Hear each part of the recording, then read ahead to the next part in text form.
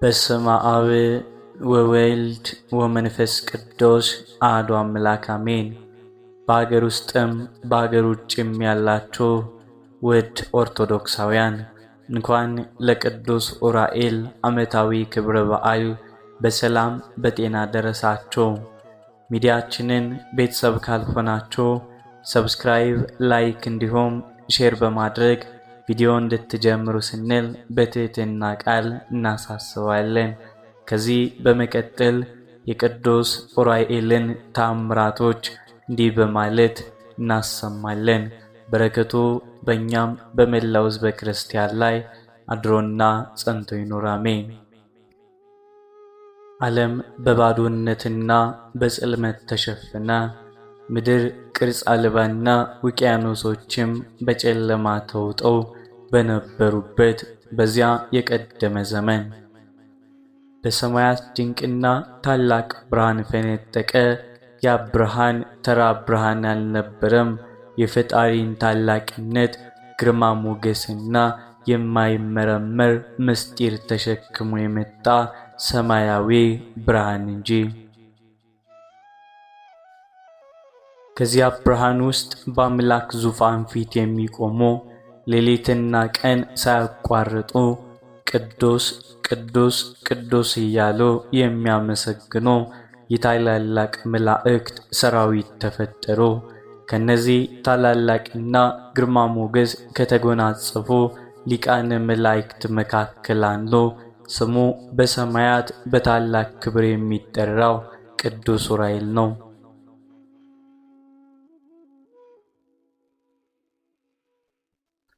ዑራኤል ማለት በዕብራይስጥ በሰማያዊም ቋንቋ እግዚአብሔር ብርሃኔ ነው፣ የእግዚአብሔር ብርሃን ማለት ነው። እርሱ የብርሃን የጥበብና የከዋክብት ጠባቂ መልአክ ነው። በሰማያዊ ዓለም ውስጥ እያንዳንዱ መልአክ የተሰጠው አገልግሎት ድርሻም አለ። ቅዱስ ሚካኤል የሰራዊት አለቃ የኃይል መልአክ ሲሆን፣ ቅዱስ ገብርኤል የምስራችና የአብሳሪነት መልአክ ነው። ቅዱስ ዑራኤል ግን የሰማያትና የምድርን ምስጢራት የሚያስገኝ የሰማያዊውን ዕውቀት መጋረጃ ገላጭ የጥበብና የእውቀት መልአክ ሆኖ ተሾመ።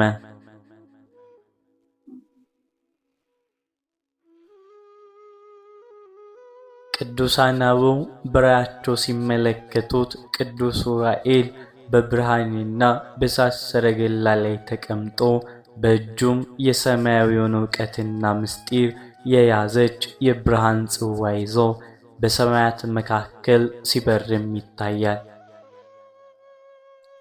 እርሱ ለሰዎች አእምሮን የሚከፍት ድንቁርናንና የጨለማን ሐሳብ የሚያስወግድ የታወኩ ልቦችን የሚያረጋጋ የሰማይ ታላቅ አምባሳደር ነው። ነገር ግን የዚህ ታላቅ መልአክ ታሪክ በሰማያዊው ዓለም ድንቅነት ብቻ የሚያበቃ አልነበረም። የሰው ልጅ በኃጢአትና በድንቁርና ማዕበል ውስጥ ወድቆ መንገዱ ጠፍቶበት የሕይወትና የእውቀት ብርሃን በተራቀቀበት ጊዜ አምላክ ይህንን የብርሃን መልአክ ወደ ምድር ላከው። ቅዱስ ዑራኤል ወደ ሰው ልጆች የመጣው ባዶ እጁን አልነበረም። በእጁ የያዛት ጽዋ የታላላቅ ነቢያትን ሕይወት የሚቀይር የታሪካቸውን አቅጣጫ የሚያስቀይስ ታላቅ ምስጢር ተሸክማ ነበር።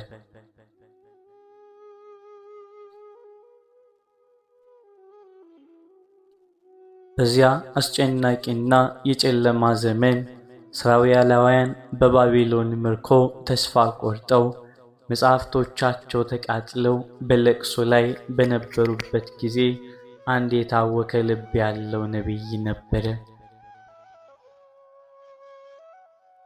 እርሱም ዕዝራ ሱቱኤል ነው።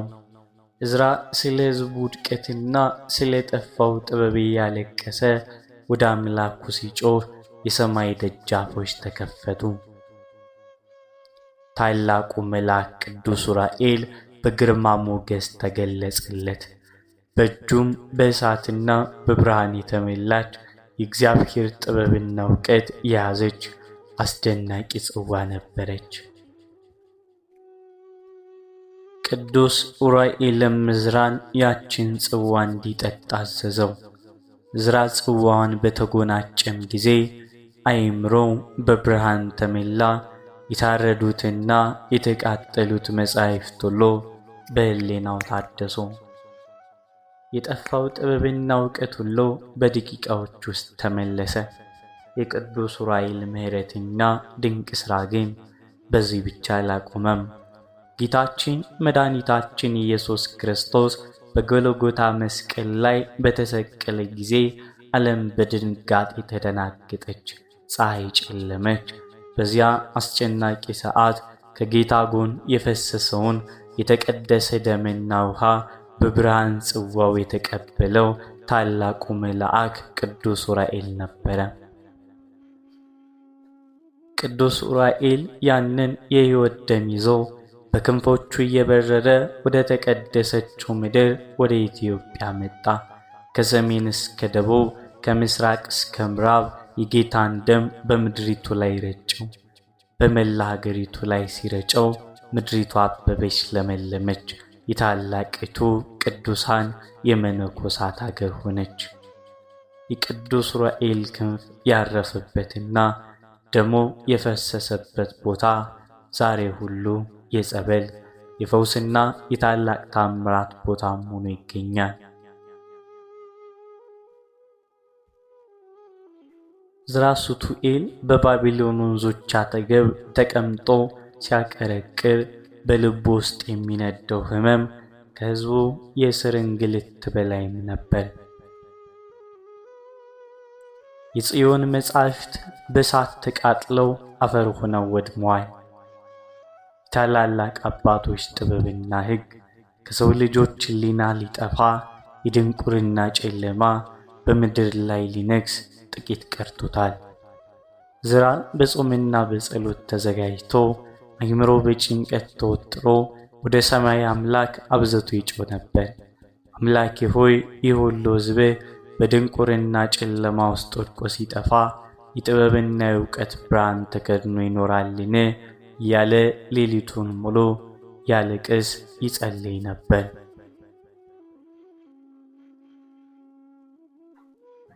በሰባተኛው ቀን ምድር በጸጥታ በተዋጠችበት በእኩለ ሌሊት ድንገት የሰማይ መጋረጃዎች ተገለጡ። የታላቁ መልአክ የቅዱስ ኡራኤል ግርማ ሞገስ በቦታው ሁሉ ሰፈነ። ብርሃኑ በጣም ኃያል ከመሆኑ የተነሳ ዕዝራ በፊቱ በግንባሩም ወደቀ። መንፈሱም በድንጋጤ ተናጠች። ቅዱስ ኡራኤል በረጋና በታላቅ ድምፅ ዕዝራ ሱቱኤል ሆይ ተነስተህ በእግሮች ቁም፣ አትፍራም አለው።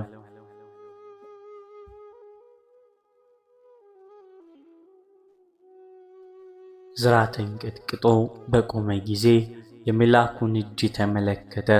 ቅዱስ ኡራኤል በእጁ በእሳት የተሞላች ውስጧ እንደ ውሃ የሚንቀሳቀስ ነገር ግን እንደ ብርሃን የሚያበራ ፈሳሽ ያለባትን አስደናቂ ጽዋ ይዞ ነበር። ጽዋዋ ከተራ ቁሳቁስ የተሰራች አልነበረችም፣ የሰማያዊ እውቀትና የምስጢራት ሁሉ መያዣ እንጂ። ቅዱስ ኡራኤልም ይችን የሰማያዊ ጥበብ ጽዋ ተቀበል፣ እስከ አንደበቷም ድረስ ጠጣት አለው። ዕዝራ እጆቿን ዘርግቶ ያችን የምስጢር ጽዋ ተቀብሎ ወደ አፉም አቀረባት። ጽዋን በተጎነጨ ጊዜ አፌ እንደ እሳት ነደደ፣ ልቡም ማስተዋይነትን አወጣ። በውስጡም የእውቀት የጥበብ ምንጭ ገንፎ ወጣ። በዚያ ቅጽበት የዓለም አመራርነት ምስጢር፣ የሰማያት አካሄድ፣ የከዋክብት ቁጥር እንዲሁም በእሳት ተቃጥለው ጠፍተው የነበሩት የተቀደሱት መጻሕፍት ሁሉ በሕሊናው ላይ እንደ አዲስ ታተሙ። ዕዝራ 7 ያክል ሳያቋርጥ በቅዱስ ኡራኤል በተሰጠው ጥበብና ኃይል አማካኝነት የተቀደሱትን መጻሕፍትና ምስጢራትን ሙሉ በሙሉ ጽፎም አጠናቀቀ። በባቢሎን ምክሮም ምክንያት ጠፍቶ የነበረው የእግዚአብሔር ሕግ ጥበብ በቅዱስ ዑራኤል ጽዋ አማካኝነት እንደገና ለሰው ልጆች ተመለሰ። ይህ ታምር የቅዱስ ዑራኤል ታላቅነትና የጥበብ አምላክነቱ መልአክነቱ በምድር ላይ የታወቀበት የመጀመሪያው ታላቅ ምዕራፍ ነበር። እርሱ አእምሯቸው የተዘጋባቸውን በትምህርትና በእውቀት የተቸገሩትን በድንቁርና ጨለማ ውስጥ ያሉትን አሁንም በብርሃን ጽዋ የሚጎበኝና አእምሮን የሚከፍት ታላቅ ገናና መልአክ ነው። በአይሁድ ምድር ላይ ድቅድቅ ጨለማ በሰፈነበት ምድር እስከ መሠረቷ በድንጋጤ በታወከችበትና ፀሐይ ብርሃኗን ከልክላ በጎልጎታ ተራራ ላይ ታላቅ ምስጢር በተፈጸመበት በዚያች አስጨናቂ ሰዓት ሰማያት በታላቅ ድንጋጤና አክብሮት ተሞልተው ነበር። ጌታችን ኢየሱስ ክርስቶስ በመስቀል ላይ ተሰቅሎ ዓለምን ሁሉ ከኃጢአት አስራት ነፃ ባወጣበት ቅጽበት ከቅዱስ ጎኑ የፈሰሰው የተቀደሰ ደምና ውሃ ወደ ምድር ጠብ እንዳይል አምላካዊ ትእዛዝ ወጣ። በዚያች ቅጽበት በአምላክ ዙፋን ፊት የሚቆመው የብርሃን መልአክ ቅዱስ ዑራኤል በግርማ ሞገስ ወረደ። በእጁም የሰማያዊ ብርሃን ነበልባል የሆነችውን የተቀደሰችውን ጽዋ ይዞ ነበርም። የጌታችን የተቀደሰ ደምና ውሃ በዚያች ጽዋ ውስጥ በተቀበለ ጊዜ የጽዋን ብርሃን ሰማያትንና ምድርን አበራ።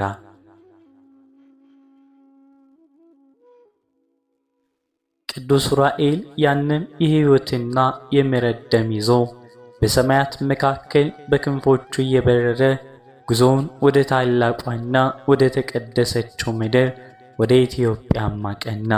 አምላክ ይህችን ምድር ልዩ አድርጎ መርጧታልና መልአኩ የተቀደሰውን ደም በምድሪቱ ላይ ይረጭ ዘንድ ታዘዘ።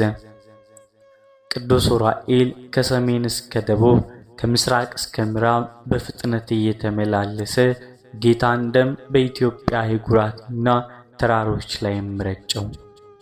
የተቀደሰው ደም ያረፈበት ቦታ ሁሉ ልዩ መንፈሳዊ ኃይልና በረከትን ተጎናጸፈ።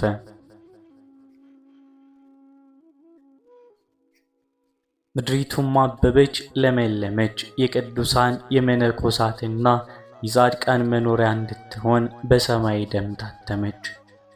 ቅዱስ ዑራኤል ክንፉን ያሳረፈባቸው የተቀደሰውን ደም የረጨባቸው ቦታዎች ሁሉ ከትውልድ እስከ ትውልድ የሚፈውሱ የጸበል ቦታዎች፣ የአጋንንት መሸሻና የድንቅ ድንቅ ታምራት ምንጮች ሆኑ።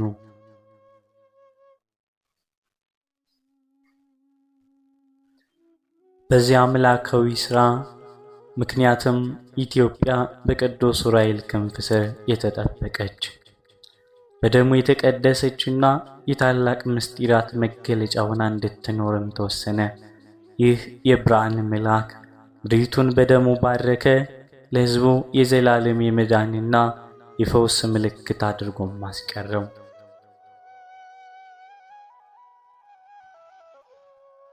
በደሙ የተቀደሰችውና በቅዱስ ዑራኤል ክንፍ ስር የተጠበቀችው ምድር በየዘመናቱ የታላላቅ ታምራትና የፈውስ መድረክ ሆና ኖራለች።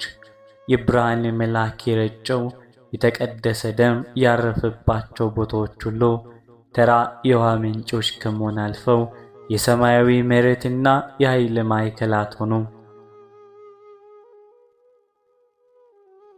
በሕክምና ባለሙያዎች ተስፋ የተቆረጠባቸው፣ በጽኑ ደዌና በጽኑ ሕመም አልጋ ላይ የወደቁ፣ በመንፈስ ርኩስና በአጋንንት እስራት ተይዘው ዘመናት በሙሉ ሲሰቃዩ የኖሩ ምስኪኖች ወደ ቅዱስ ዑራኤል ጸበልና የተቀደሰ ቦታ መምጣት ጀመሩ።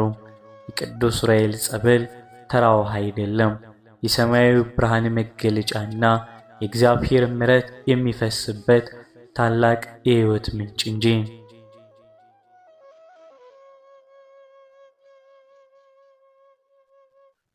ዓመታት ሙሉ በጨለማ ውስጥ የኖሩ ዕውራንን በቅዱስ ዑራኤል ጸበል ታጥበው ዓይኖቻቸው ሲበሩና የብርሃንን ዓለም ሲመለከቱ አጥንቶቻቸው የደረቁና መሄድ ያልቻሉ አንካሶች ተነስተው ሲዘሉና አምላክን ሲያመሰግኑ ማየት የተለመደ ሆነ። በሰው ልጆች ሕሊናና አካል ላይ ሰልጥነው የነበሩ የጨለማ ኃይላትና አጋንንት በቅዱስ ዑራኤል ስም ጥሪ በጸበሉ ኃይል እያለቀሱ የተንቀጠቀጡ አገሩን ለቀው ሸሹ። ቅዱስ ዑራኤል ፈጥኖ ደራሽ ነው። በጽኑ ጭንቅና በሕመም ላይ ያሉ ሰዎችን ስሙን ጠርተው ወደ አምላክ ሲጮኹ በእሳት ሰረገላው እየበረረ መጥቶ ሕመማቸውን ወደ ደስታ፣ ልቅሷቸውን ወደ እልልታ ይለውጣል። እርሱ የሐዘንተኞች አጽናኝ፣ የሕመምተኞች ፈዋሽና የየዋሆች ጠባቂ ሆኖ በምድር ላይ ታምራቱን አብዝቶን ገለጸ። ታምራቱና የፈውሱ ማዕበል በምድር ላይ ሲገለጽ ከኖረ በኋላ የቅዱስ ዑራኤል ታላቅ ድርሻና ምስጢር ወደ ፍጻሜውና ወደ ዘላለም ክብሩም ይሸጋገራል። እርሱ የጥበብና የፈውስ መልአክ ብቻ አይደለም። በአምላክ ዙፋን ፊት ስለ ሰው ልጆች ደካማነት የሚቆም ሌሊትና ቀን ስለ ኃጢአተኞች ምሕረትን የሚለምን እጅግ አዛኝና ሩሩህ አማላጅ ነው። በሰው ልጆችና በፈጣሪ መካከል ቆሞ የጽድቅንና የንስሐን አበሳ የሚቀበልበት ጸሎታችን ዕጣን በወርቅ ጽናው ይዞ ወደ ሰማያዊ መጋረጃ የሚያደርስበት የሚያሳርግበት ምስጢር ታላቅ ነው። አእምሯቸው በጭንቀት ለተዘጋ በሕይወታቸው መንገድ ላይ በድንቁርናና በኃጢአት ጨለማ ለተሸፈኑ እንዲሁም የትምህርትና የእውቀት ብርሃን ለራቃቸው ሁሉ ቅዱስ ዑራኤል ዛሬም በብርሃን ጽዋ አማካኝነት ይደርስላቸዋል። የዓለም ፍጻሜ በሚቃረብበትና የሰው ልጅ ፈተና ማዕበል በሚናጥበት በዚያም የመጨረሻ ዘመን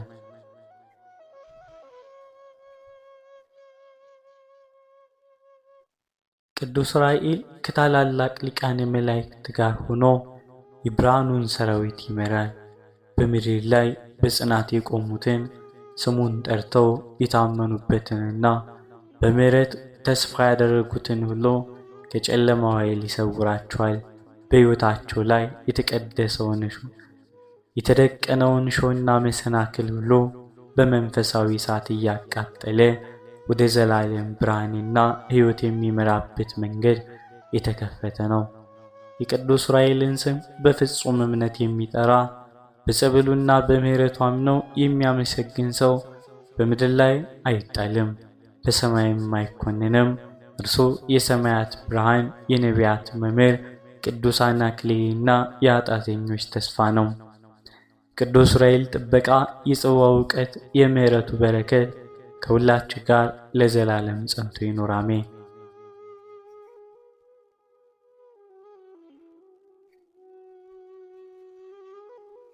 አንድ አምላክ በሆነ በአብ በወልድ በመንፈስ ቅዱስ ስም ሐምሌ 22 በዚች ቀን የጭፍሮች አለቃ የሆነ የፋሲለደስ ልጅ ቅዱስ መቃርስ ሰማዕት ሆነ። ይህንንም ቅዱስ አማልክትን እርሱ እንደማያመልክ በንጉሥ ዲዮቅልጥያኖስ ዘንድ ወነጀሉት። ንጉሡም ወደ እስክንድርያ ወስደው በዚያም እንዲያሰቃዩ ታዘዘ። እርሱም ወላጆቹን በተሰናበታቸው ጊዜ ለድሆችና ለችግረኞች እንዲያስቡ አደራም አላቸው። ከዚህ በኋላ ወጥቶ ሄደ። ክብር ይግባውና ጌታችን ኢየሱስ ክርስቶስም ተገልጾለት አጽናናው፣ የሚደርስበትንም ነገር ነገረው። ወደ እስክንድርያ ከተማም በደረሰ ጊዜ በመኮንን ሕርማኖስ ፊት ቆመ። መኮንኑም የጭፍሮች አለቃ የፋሲለደስ ልጅ እንደሆነ አውቆ ብዙ አባበለው፣ ለመነውም። እርሱ ግን አልሰማውም፣ ከመልካም ምክሩ አልተመለሰም። ከዚህም በኋላ ሰውነቱ እስከምትቀጥል ድረስ ታላቅ ስቃይን አሰቃየው። በስቃይም ውስጥ እያለ ጌታችን የቅዱሳን ማደሪያዎችንና የአባቱን የወንድሙንም ማደሪያ አሳየው። ከዚህ በኋላ መኮንኑ ወደ ኒቅዮስ ሀገር ሰደደው። በዚያም ታላቅ ስቃይን አሰቃዩት። ምላሱንና ክንዱን ቆረጡት። በጎኖቹም ውስጥ በእሳት ያጋሏቸውን የብረት ችንካሮች ጨመሩ። ጌታችንም አዳነው እያለ ጉዳትን በጤናም አስነሳው። ክብር ይግባውና ጌታችን ኢየሱስ ክርስቶስ በእጆቹ ላይ ታላላቅ ድንቆችን ታምራቶችን አደረገ። ከነርሱም ብዙዎች የሞተ ሰው ተሸክመው ሊቀብሩ ሲሄዱም አየ። ሁሉም እያዩት ክብር ይግባውና ወደ ጌታችን ማለደ። ስለዚያም ዕውር ተነስቶ ያየውን ይነግራቸው ዘንድ ለመነ። ወዲያውኑ ያም ዕውር ተነስቶ ኢየሱስ ክርስቶስ እውነተኛ አምላክና የሁሉ ጌታ እንደሆነም ተናገረ። ይህንንም ድንቅ ታምር አይተው ብዙ አሕዛብ ክብር ይግባውና በጌታችን ኢየሱስ ክርስቶስ አመኑ። መኮንኑም ተቆጥቶ ያመኑትን ራሳቸውን አስቆረጠ። ሰማዕታት ሆነው የሰማዕታት አክሊል ተቀበሉ። በዚያ የእንዴናው ገዥ አርያኖስ ነበረ። በተመለሰ ጊዜም ቅዱስ መቃርስን ከእርሱ ጋር ወሰደው። ወደ አገረ ስጥፍኑም በደረሰ ጊዜ መርከቢቱም ቆመች፣ የማትንቀሳቀስ ሆነች።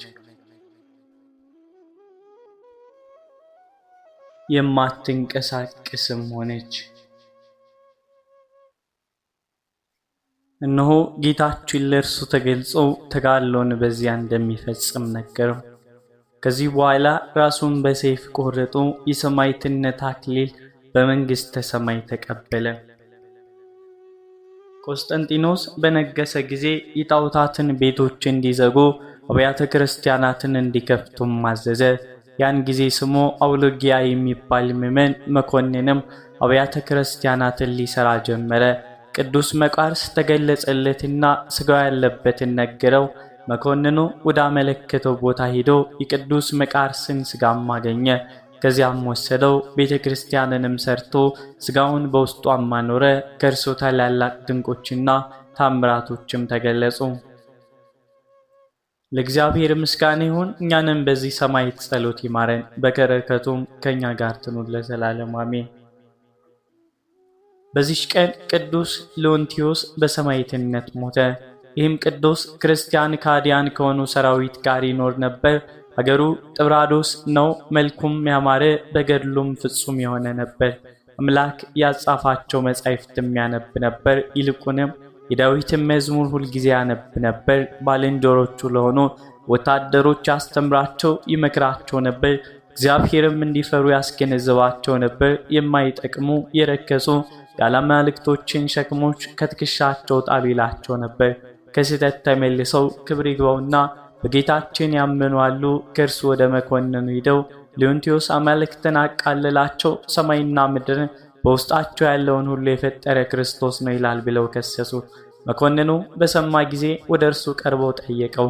እርሱ ግን ክብር ይግባውና ጌታችን ኢየሱስ ክርስቶስ እንደሚያመልከው በመኮንኑ ፊት ታመነ። ጳውሎስ ከፈጣሪ ከክርስቶስ ማን ይለየኛል እንዳለ ከታናሽነቴ ጀምሮ በፍጹም ልቦና ያመልከዋለሁ፣ ለእርሱም እሰግዳለሁ አለው።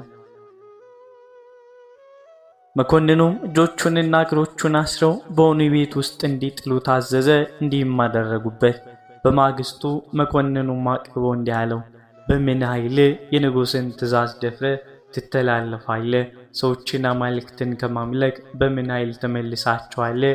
ቅዱሱም እንዲህ ብሎ መለሰለት፣ በእውነት ሰዎች ሁሉ ክብር ይግባውና ወደ ጌታችን ወደ ኢየሱስ ክርስቶስ ሃይማኖት እንዲገቡ እኔ እሻለሁ። አንተም ስተትን ትተህ ክብር ይግባውና ኢየሱስ ክርስቶስን ብታመልከው የረከሱ አማልክት አማምለክን ብትተው የዘላለም መንግሥትን በወረስክ ነበር። ይህንን በሰማ ጊዜ መኮንኑ እጅግ ተቆጣ። ደሙ እንደ ውሃ እስኪፈስ ድረስም ይገርፉት ዘንድ አዘዘ። እርሱ እግዚአብሔርን ፈጽሞ ያመሰግነው ጀመረ። ከወታደሮች አንዱ አዘነለትና በጆሮ አሾክሾኮ እኔ ስላንተ አዝናለሁ፣ ውልምስናም ላንተ እወዳለሁ። አንተ ለአማልክትም እንደምትሰዋ ለመኮንኑ አንዲት ቃልን ብቻ ተናገር፣ እኔ እዋሳለሁ አለው። ቅዱሱም ሰይጣን ከኋላ ሂድ ብሎ ገሰጸ። መኮንኑ ጭካኔውን አይቶ ሥጋው እስከሚቆራረጥ ደሙ እንደ ውሃ በምድር ላይ እስኪፈስ ድረስ ስቃዩን እጥፍ ድርብ አደረገበት። ከዚህ በኋላ ውሃ እንዲዘፍቁት በእግሩም እንዲጎትቱት በወህኒ ቤት እንዲጥሉ ታዘዘ። ወደዚያም ነፍሱን አሳልፈው ገድሉንም ፈጸመ። የምታሜን ሀብታም ሴት መጥታ ለወታደሮች በብዙ ገንዘብም ሰጣ የቅዱሱን ሥጋ ወሰደች። በአማልክቱም ባማሩ ልብሶችም ገነዘችው። የወርቅ ሳጥንም አሰርታ በውስጡ አኖረችው። ስዕሉን አስላም በፊቱ ሁልጊዜ የሚያበራ ፋናም አኖረች። ለዚህች ሴት ቅዱስ ያደረገላት የድካም ዋጋ ሰኔ 1 ቀን ተጽፏል። ለእግዚአብሔር ምስጋና ይሁን። እኛንም በዚህ ቅዱስ ጸሎት ይማረን፣ በረከቱ ከኛ ጋር ትኖር ለዘላለሙ አሜን። ወስብሐት ለእግዚአብሔር ወለወላዲቱ ድንግል ወለመስቀሉ ክቡር። በዚህ ቆየን፣ አሜን።